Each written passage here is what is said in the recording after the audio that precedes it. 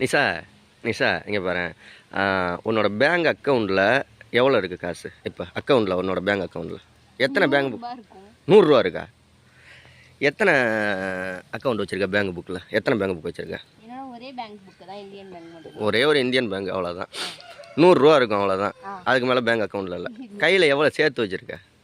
கையில் வந்து சில்லறை காசு நிறையா வச்சுருக்கேன் கோயிலுக்காக.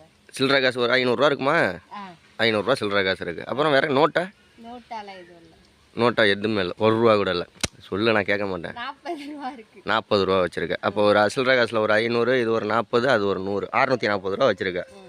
ஆ சரி சரி சரி. ஏன் அக்கௌண்ட்டில் எவ்வளோ கிடக்கு? 000. ஆ சரி, இல்லை சும்மா கேட்டேன். ஒருத்தவங்க கமெண்ட் பண்ணியிருந்தாங்க, அக்கௌண்ட்டில் ஒரு 50 லட்ச ரூபா வச்சுருப்பியா அப்படின்னு.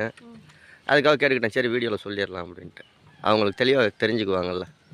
50,000 வச்சுருந்தா நம்ம 50 லட்சம்னு போட்டிருந்தாங்க. 50 லட்சம்லாம் வச்சுருந்தா ஏன் நம்ம எப்படி இருக்கோம்? திருச்சியில் ஒரு அப்பார்ட்மெண்ட், முழு அப்பார்ட்மெண்ட்டே வாங்கிட்டு போயிடலாம். கிராமத்தில் உட்காந்து சமைச்சிட்டா இருக்க வரோம். பக்கடா ரெடி ஆயிடுச்சு. ஓகே ஃப்ரெண்ட்ஸ், பாய் பாய் சொல்லிடு.